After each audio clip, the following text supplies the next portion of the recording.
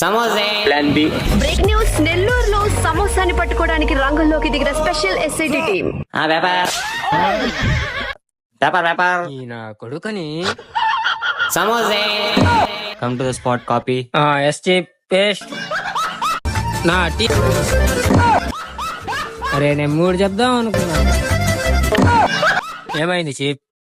Sit team లోకి ఒక special officer join అవబోతున్నారు. అద్దాలు పోయినాయి.